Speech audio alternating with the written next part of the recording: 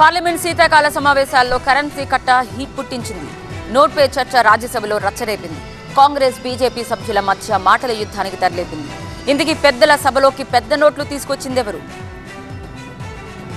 గురువారం రాజ్యసభ ముగియగానే సభ్యులందరూ వెళ్లాక భద్రతా అధికారులు సాధారణ తనిఖీలు చేపట్టారు. సీట్ నెంబర్ 222 దగ్గర 500 రూపాయల నోట్ల కట్టను గుర్తించారు. తెలంగాణ నుంచి ఎన్నికైన కాంగ్రెస్ ఎంపీ అభిషేక్ మను సింఘ్వీకి కేటాయించిన సీటు దగ్గర నోట్ల కట్ట దొరికిందని దీనిపై దర్యాప్తుకు ఆదేశించినట్టు ప్రకటించారు రాజ్యసభ చైర్మన్ జగదీప్ ధన్కర్. అభిషేక్ సింఘ్వీ సీటు దగ్గర డబ్బులు దొరికాయని జగదీప్ ధన్కర్ ప్రకటించగానే కాంగ్రెస్ సభ్యులు తీవ్ర అభ్యంతరం వ్యక్తం చేశారు. విచారణ పూర్తిగాక ముందే కాంగ్రెస్ సభ్యుడి పేరును చైర్మన్ ఎలా ప్రకటిస్తారని ప్రతిపక్ష నేత మల్లికార్జున ఖర్గే ప్రశ్నించారు.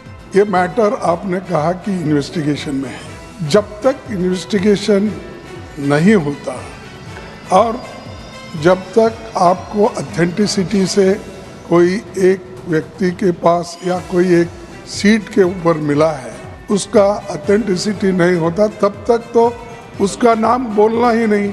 మల్లికార్జున ఖర్గే వ్యాఖ్యల్ని పార్లమెంటరీ వ్యవహారాల మంత్రి కిరణ్ రిజిజు తప్పుపట్టారు. పేరు చెప్తే తప్పేంటన్నారు ఆయన. ఏ సీటు దగ్గర నగదు దొరికింది, ఆ సీటు దగ్గర ఎవరు కూర్చుంటారో అన్న విషయాన్ని మాత్రమే చైర్మన్ చెప్పారన్నారు. దీనిపై సీరియస్ గా దర్యాప్తు జరగాలన్నారు ఆయన.